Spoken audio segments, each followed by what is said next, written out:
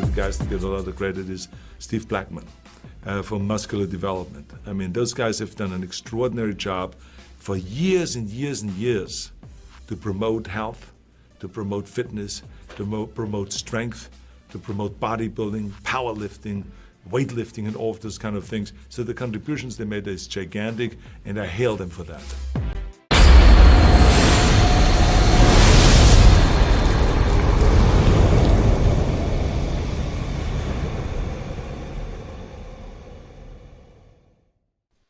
Hey everybody, welcome to the Ronline Report.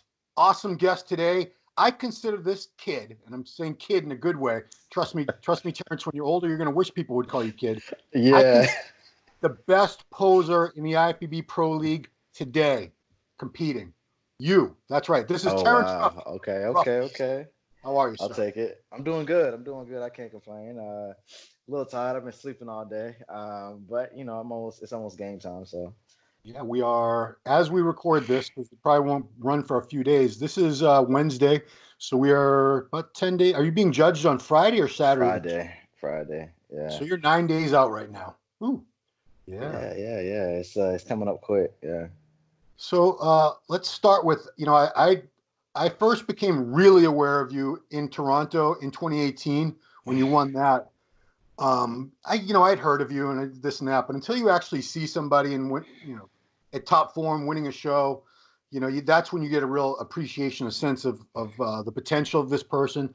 And I distinctly remember thinking, you were 24 at the time. I said, this kid, good Lord, the potential, the shape, the structure, the posing, my God. I mean, people were getting chills watching you pose. There's only one other person out there right now that poses and elicits that type of reaction, and that's Kai, and Kai hasn't competed for a long time. So you hold the title of active IFBB Pro League Pro. I'll take it. My only criticism on you is I want to see more size on this guy. So I know you heard that from various other people. So what did you go? What was the game plan after 2018? I guess you actually did a couple shows. You finished the season off at the Olympia there. So was 2019 more of a growing season for you? Yeah. So after the Olympia in 2018, me and my coach at the time, Matt Porter, we kind of sat down. Even before we sat down, like right after we finished the show, we both had in our minds like, yo, we need to put on size, like you said. Mm-hmm. And it's always been a little bit more difficult for me. So we was like, yo, we're just gonna take 2019 off to get bigger. And that was the game plan. That's what we did. And I think just being in a surplus, eating a lot for that extended period of time helped out a lot. How long was your off season? Because 2018 Olympia was your last show for 2018.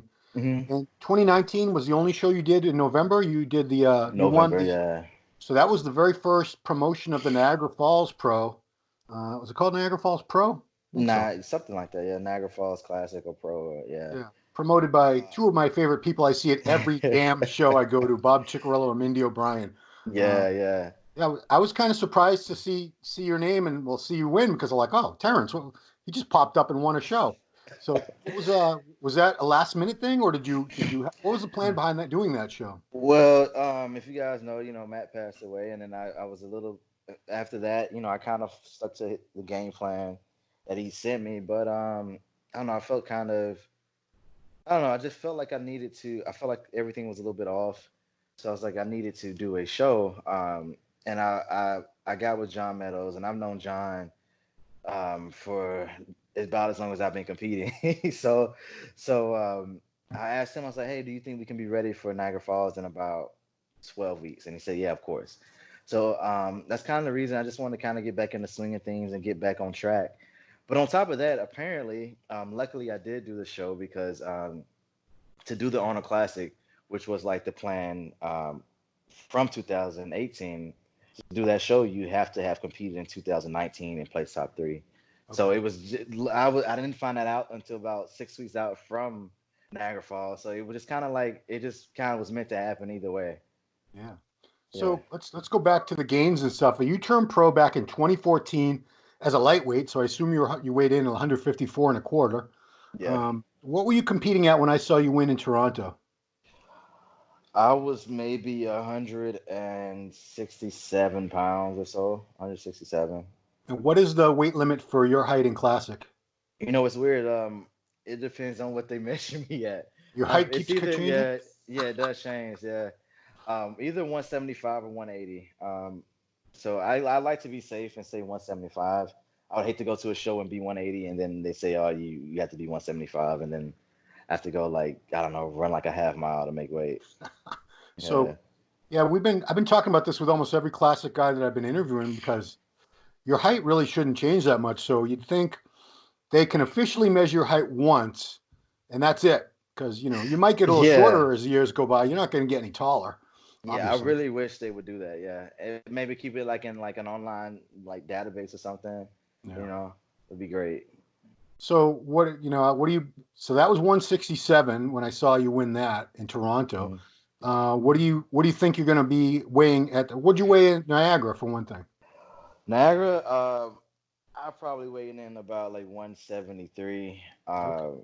173-ish. Just because I didn't take all my clothes off, so like when I weighed in, I was right at 175 with like a t-shirt and some sweats on. But yeah, probably around 173 with minus that clothes. Okay. So a good 6 pounds of quality pure muscle since I had seen you. Yeah. Yeah, yeah, yeah. Although I And saw then you at the Olympia too. Yeah.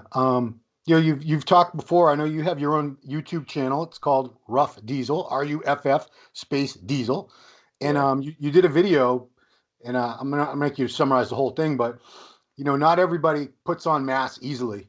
It's harder work, especially for guys. Mhm. Sometimes guys like yourself who have smaller frames and faster metabolisms, and you have that beautiful shape, but putting on mass is a little tougher. What are some of the challenges that you faced trying to make the improvements in size? Well, the biggest thing was I think just competing too often. And then I think a little bit had to do with me with my training. A lot of it had to do with my training. I've been training with a guy named Joe Bennett, Mm, the hypertrophy coach, and yep. literally it's been 9 days since then. Even going into this show, I'm gonna be heavier than Niagara Falls, which I didn't really think I was gonna put on my size in between those shows. Right. Because I've never done it in the past, so that was a huge deal. And I think just getting older played a big part too. Yeah, Mm, getting older, metabolism slowing down just a little bit, and um, I definitely have been putting on at least holding on the muscle a lot better. I'm 180 right now, and mm, I've been 180 maybe like the past like 4 or 5 weeks. And my weight hasn't changed. mm, So this may be the first show I actually have to kind of try to make weight. So mm. Wow. yeah, Yeah. yeah. And because people don't realize weight, it's different on different people. So 6 to 8 pounds of muscle on somebody with a lighter bone structure and smaller joints like that, it looks so much more dramatic than 6 or 8 pounds on someone with clunkier, heavier bones. So Mhm. I'm just going by what I see on your Instagram, which is Ruff_Diesel. But I mean, you definitely, I could tell you've made improvements. You put on size. Um, the one thing I'm hearing a lot, especially after Niagara, was people were just raving about your posing routine. I mean, other classic pros were telling me, did you see Terrence's routine? And oh my God, this guy is just. Were you getting a lot of reactions after that show? Are people hitting you up trying to learn how to pose? Yeah, yeah. So I help people with posing all the time. Definitely Toronto somehow, like I always been a fan of posing, and I've always tried to be a good poser, but something just clicked back in Toronto in 2018 where I kind of put everything together, put the pieces together to learn how to make like a pretty good routine. Mm, And even from then, I just did this last one. I really enjoy working on that one, and I definitely got a really good response from it. Yeah, so yeah, it's always surprising to me. Like I remember after I did Toronto, like I go off stage and then like a lot of the guys backstage was like, "Whoa, dude, like that was," and I didn't mm, really understand it because I mean I've posed before. I knew the yeah. routine was gonna be interesting, but that one for sure, it was much larger than what I expected. Was that to Survivor? Was Yeah, that it the was a one? remix. Yeah, Yeah. remix. Yeah. Yeah, yeah. Because you have a very dramatic posing style. That's the style that I like to see. because it wakes you up and you pay attention. You know, not that I don't want to see all that real slow R&B. It's kind of a yawn fest. I'm sorry, guys. You know, Yeah, you want the audience to really be entertained and grab their attention. That's what you do. that's the Um, thing. Yeah, because I mean, like I learned that real quick back at my first pro show. I did this really slow song, and Damn Charles, he came out there to like a DMX song, and like the crowd went crazy, and I it was like I felt like I was like, man, like so like, and I was competing with him the next week. So it's like, you know what? Let me change the song up. I had my cousin, he was coming to the show. I had him like, hey, can you bring this CD? And then like the next week, the routine was just way better, and the response was way better. And that's what I learned. Like the song choices really do matter. Even if your posing is good, um, you still need a good song to go along with it. Absolutely. Who are your main influences? Who are the people that you looked up to as far as opposing style or entertainment? People that had any kind of influence on you. You mean any kind? Well, posing wise, Yeah. definitely my top three would be Lila Brada, Kai Green, and I go back and forth between like Muhammad Makawi and Bob Harris. I like both those guys too. Yeah. Um, but I mean, like, yeah, like, those are my posing guys. Besides that, like, I'm really into bodybuilders who made a living and done very well after they retired. So Yeah. again, like Kai, Jay Cutler, even John Meadows is a great example. You know, very very smart businessman. Because I think a Mm. lot of pros miss that portion of it. You know, being a businessman at the end of the day. Yeah, I mean, most guys I've known, they're waiting for just money to drop out of the sky and into their lap. And you know, Yeah, there was a time when that kind of was the way it went. You know, back when Muscle Tech was just throwing money around like crazy. it was Yeah. those were crazy days. It's never going to be like that again. Speaking of John Meadows, you did a two-part video on your channel where you went out to train with him. Hmm. I assume you went out to Ohio, right? Yeah, I flew out to Ohio. So what was that experience like? Because I've seen this man train, and it had to have been insane. It was great. I've loved John. And the funny thing is, like I was telling people, like people, they only look at the here and now, and I'm like, they're like, oh, it's awesome that you get to do that type of stuff. But I'm like, yeah, it's awesome. But you know, like even before then, like I was a fan of his. I would pay for his information. I would pay for his ebooks. So it's not just like out of nowhere. Like you know, I built up this kind of rapport with him over time. Yeah. But we did legs and chest. And yeah, it was definitely a great experience. I learned a lot from him. I also got to train at Elite FCS with and Dave Tate. He popped in. If you guys don't know Dave Tate, he's a very cool individual, smart individual too. Power lifter. So it was definitely the workouts were a little bit longer than what I'm used to be honest Mm. with you. Yeah. But it's definitely what I learned a lot, and I definitely would like to do it again. We're planning on doing another video right after the Arnold. Oh, okay. So Because where are you based? Where you live in Maryland? I was in Maryland. I moved. I'm in Florida again. Oh, Florida. Man, everyone lives. Why does everyone go to In Florida? Tampa. I love Tampa. I actually moved here just to train with Joe. Oh, Um, okay. yeah. I moved here, and I've been here for about a year and a half now. Oh, okay. Well, if you're going to do the Tampa Pro, it's probably like a 5-minute drive for you. It is Yeah, nice. It is really nice. but I always feel weird about doing shows like you've already won. I was like, well, I could do the same show, or I can try to win a different show. But did you already it win would be Tampa? that was my first pro win ever. Oh, okay. Yeah. Yeah. Um, yeah. So you're heading up on your first Arnold Classic. I'm just curious. Did you ever try to do the show before? Did you ever apply for it in the past? Nah, so like my dream was so like it works different for classic. They don't do invites, Mm, unfortunately. I was hoping well the first year that Arnold came around, I wasn't ready, and yeah. like I knew I wasn't gonna like the size I need to be, and I had just placed ninth at the Olympia, so I was like, there's really no point in me going.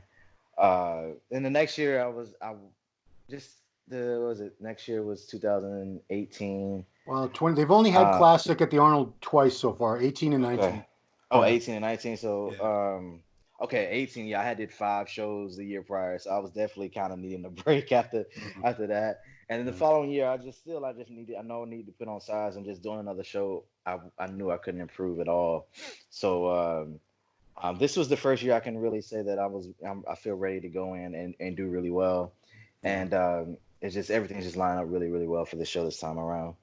Yeah, because there's a lineup of, I think it's about 12 guys, but, and, much respect to all the guys. They all earned their spot there, and you're all professionals and tremendous athletes, but there's only a few names that people are talking about as far as potential winners. Yeah. Laureate, Steve Laureate, obviously, because he lost by like a millionth of a point last year, 0.0001 points. Yeah, And, yeah. Alex Cambronero, also very good.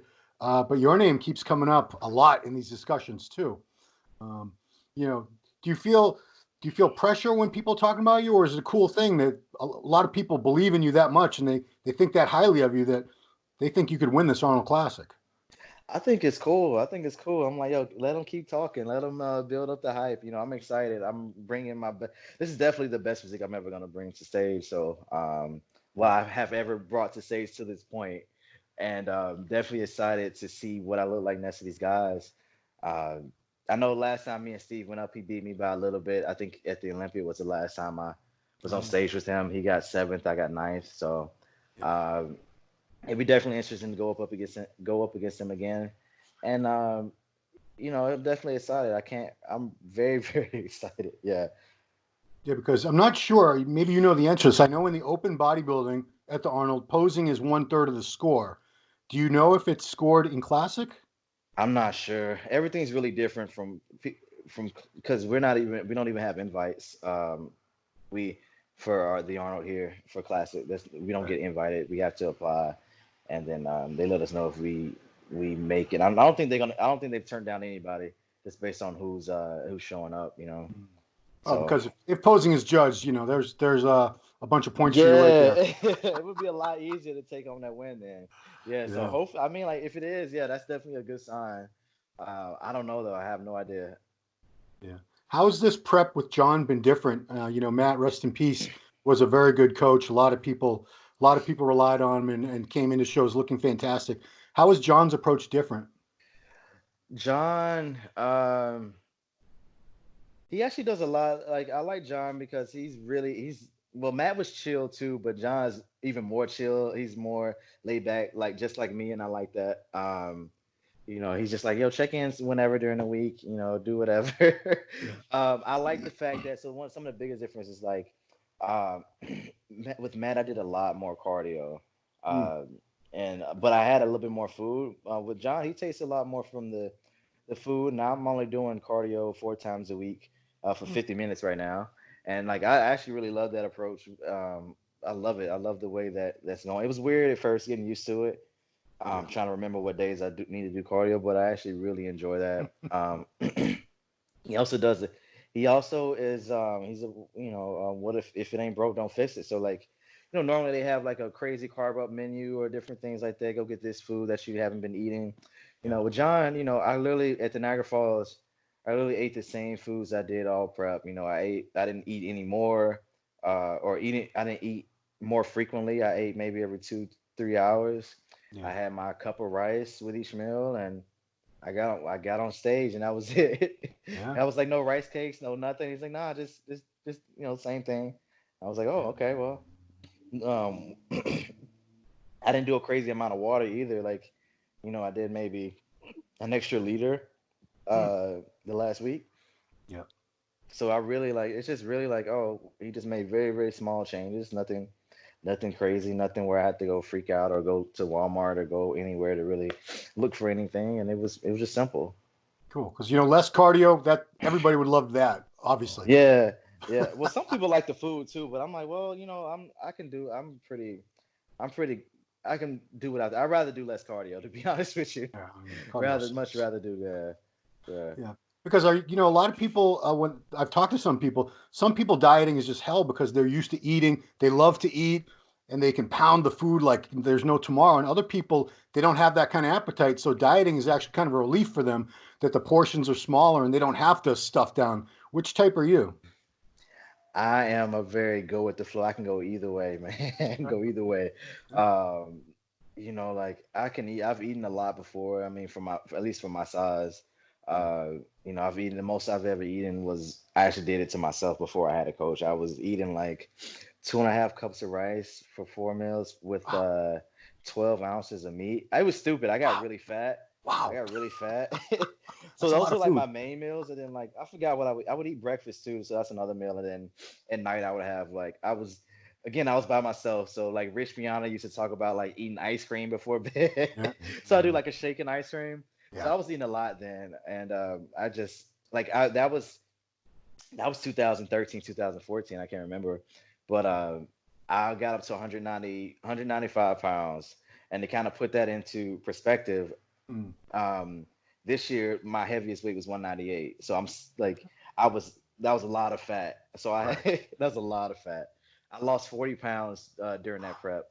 Wow. Yeah, losing all that fat. So So I can eat if I need to, but I don't mind it either.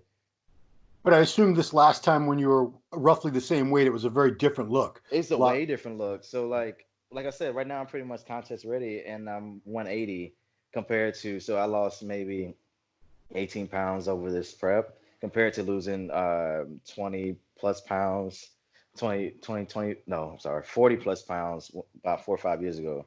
Yeah. So definitely a way different body composition. Cool. Yeah. Now, does John handle your training too, or do you do that on your own? I work with Joe Bennett, Oh, Joe Hyper Ben, you Trophy just Coach. told me that. Yeah, Duh. yeah. What did you Yeah. tell me that like 3 minutes ago? A couple, Don't yeah. So he don't get handles old, all of Terrence. that. Don't get Yeah. old. It's, Um, oh man. So yeah, um, Joe handles all that, and honestly, it's been the best. Literally the best experience I've had, learning from him and training with him every day. And I've been training with him pretty much every single day since August of last year. is this the MI40 gym? No, he has a private gym. He actually coaches Dave Batista. Oh, He trains Dave Batista. So yeah. Dave has his own gym in town, Oh, and I go there. Yeah. wow. So do you know Dave? I don't know. I've met him a couple of times, but I'm not friends or anything with him. Oh, He's hmm. nice though. He's really nice. Like he's a real chill dude. Every time I meet he speaks. He saw me pose before. He actually stopped by to watch me pose before I left for Niagara Falls. So Oh, he's a really cool guy, yeah. yeah. A lot of people tell me I look like him. The only difference is I've never met him, but I stood next to him while he was at a table signing autographs. Yeah. And sitting down, he was the same height as I am standing up. So, Yeah, he's tall. He's tall. He's definitely tall. big dude. That's a He's big dude. he's Greek and Filipino. That's a weird Wow, mix, yeah. that's a Greek and weird mix. Filipino. Yeah. Yeah, my wife likes him. He's got that rugged giant jaw. Uh, so let's go back to the posing thing. You actually you have a business now where you Rough and Ready Posing, where Mhm. you actually are helping people learn how to pose better. Thank God, because oh man, just about everybody I see needs to learn how to pose better. It's like Yeah, they it's one of those definitely do. things. So how do you Yeah. do that? Do you have group classes? Do you do Skype? What are some of the services you offer? I do Skype and I do in person one-on-ones. Anytime I do a group, it's usually with at like a seminar or something. I've done those in a couple places. But basically through Skype. So what I do normally, like in the past, I would do maybe like super long sessions, maybe like 35 to 45-minute long sessions. I learned that people don't retain a lot of the information that way. So Yeah. what I did, I kept the same price, and then I broke up the sessions into like 20-minute portions, and I've realized people really really love that. So we get in like we go over a couple things the first session. That gives them time to practice it. Then we come back the next session. So I think I think that's the best way to learn, man. Just you take a little bite-sized piece, you work on that portion, then you come back and you work on the next, and you build upon that, rather than like an hour worth of tons of information, and then by the end of it, he's like, "What did I even learn? What?" Yeah. Yeah. So Especially because you yeah. say what? No, I was going to ask you. A lot of these people. I have the opinion that I think you have to have some sort of natural ability to be a great poser. Yeah, If you're going to definitely. Yeah. be someone like you, if you're going to ever be at that level, you're probably going to be pretty good even from the very beginning. It's going to feel natural to you. You're going to know the way the transitions, everything's going to feel right to you. Whereas Mhm. with other people, it's work. They got to really work Yeah, just to yeah. try to do any kind of transition without looking like Frankenstein takes a Yeah, ton of you're work. right. You're right. So, And that's life, man. That's with anything. Yeah, some people just have a little bit more talent towards it, and some people have to work a little bit harder, to even just to be decent and not look somewhat coordinated. Yeah, you're right. You're right. have you been able to take anyone from, very basic level posing to not your level? I mean, that's very, very elite, but Mhm. take someone from very basic sketchy posing to where they're pretty damn good. Yeah. Not a whole lot. I mean, obviously they have to get a couple sessions, and it's always easier with people in person. But a couple people, they just some people they're fast learners, and I'll teach them something, and they catch it like that, and then we can move on, and then that way we can just build upon things a lot quicker. As opposed to some people like I had this one client. I don't know what's going on. Like I've been trying to teach him, and he can't hold a pose for more than like 3 or 4 seconds before he has to bend over, Wow. and yeah, I was like, holy crap, dude. Like I can't get through a session, you know what I mean, with him. Um, Hmm. like my sessions are 20 minutes, and like both times I work with this guy, he has to tap out at like, 14, 15 minutes. Wow. And I'm like, well, yeah, obviously I'm not gonna be able to do much with him. I get what I can. And then everybody's different. So like you basically what I normally do is I have a person go through posing by themselves, like one round just to see where they are. And I work within a person's space. So like I know like a lot of movements that I do are very advanced. So like if it's a new guy, I'll teach him some things, but I won't like try to teach him like everything at once. Yeah. Make sure they understand the basics before they go over to something like advanced. Yeah. It sounds like it's not so different from trying to teach someone how to dance. Now, you're not a 40-year-old housewife, so maybe you don't watch Dancing with the Stars. But if you did, you'd see that Okay. some of these celebrities, they pick up the dance, they pick up what kind of dancing they do? Ballroom. They pick ballroom dancing up within a week or two, and they start Yeah. getting better. And then other people, oh boy, it's just It's the they're. same thing. Yeah, it's the same thing. It's You the know. same. Well, what about you? I mean, people would assume you practice posing for hours a day. How much time do you put into it? Yeah, so like, when I first started, yeah, I definitely would practice for hours a day. Like I would I don't know how I would do it, but like I would get off work, go straight to the gym. I would change at work, go straight to the gym. I'd probably get there around like I don't know, like 5, and then somehow I would be at the gym until like I wouldn't get home until like 9 p.m. Wow. No idea what I was doing, but yeah, I would be at least posing for like an hour or so. Um, and I think that was needed in the beginning, but now I don't practice quite as much at all. I practice maybe 20 to 30 minutes normally, 3, 4 times a week, and then right now I'm posing, maybe doing 2, 3 rounds of posing before each meal. So that's the way I kind of kept keeping myself on track there. Yeah. Um, Now, yeah. when you're putting your routines together, do you have someone there as like a second set of eyes, or do you do it all on your own? I'm very shy and self-conscious of my routines, so I just do it by myself. Okay. I All do right. it and I record it, and I'm like, okay, and then like I go back and look at see how it looks on the camera. I'm like, okay, this looks good, this doesn't. Um, no, I've always done it. I've always made my routines by myself. Yeah. No. If it ain't broke, don't fix it. Your routines, they're not broke. They're Okay, pretty damn okay. awesome. So you're already qualified for the Olympia this year. Mhm. So theoretically, after the Arnold, you don't have to do any other shows if you didn't want to. Do you have any Yeah. idea what you want to do the rest of the season? So I wanted to do one more show after the Arnold, but there isn't any shows within like the nearest show is like 4 or 5 weeks away, which is a little bit too far. It'll kind of screw up things for the Olympia. So no shows until the Olympia, but I would really like to do like the Athleticon Mm. show. Yeah. So they haven't really put out. I put it on my on the list of shows I want to do and sent it to the IFBB. Yeah. I know they haven't come out with the requirements of how that show's gonna work or what, but It's going to be very selective, very selective. that's what I Someone like hear. you So have a great chance of getting in, but I see guys on social media saying, "Yeah, I'm thinking about doing Athleticon." I'm like, I'm not gonna burst their bubble, but I'm thinking, dude, you're not doing Athleticon.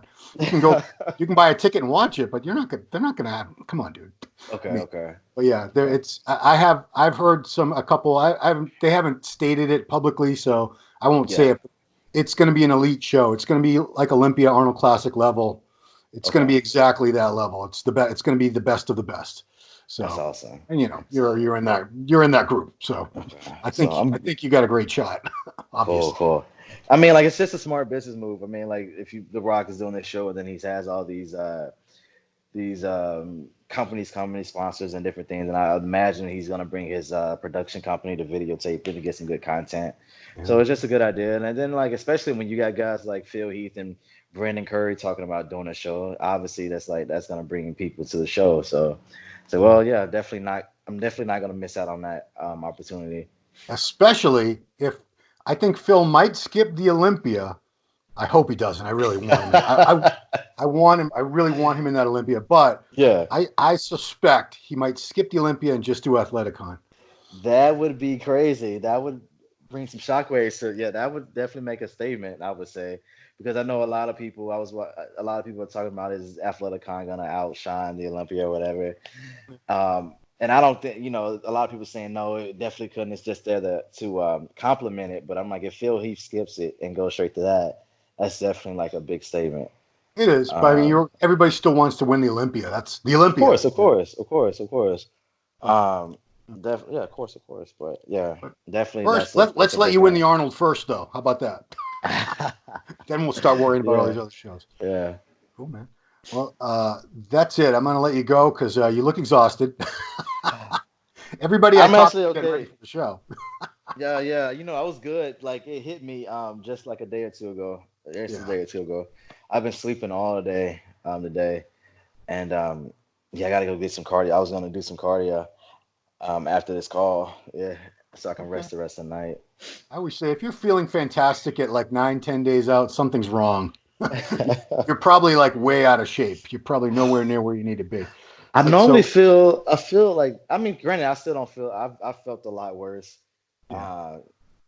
But no, normally I don't feel all that bad. Like Niagara, I felt pretty good. I don't know. Today's just a little bit tougher, I guess, sometimes. We're also talking later in the day, just so people know. You've probably been up and about for like 10, 12 hours already.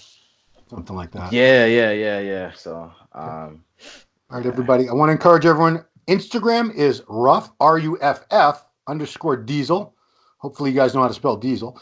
YouTube, just the name again, Ruff Diesel. His real name is Terrence Ruffin. It's Terrence with an E. I think I was spelling your name wrong for quite some time there. I'm used to it. Yeah, I mean, you probably see your name spelled wrong every day somewhere. Yeah. I'll try to get it right. So even when I email somebody, I have like my name is in the email, and then they'll still spell it wrong. Well, I've seen it on score sheets for your contest spelled wrong. Yeah, if you go look me up on like some of the old, like I think like NPC News or something shows, I have two different categories because they spell my name one way and then another way.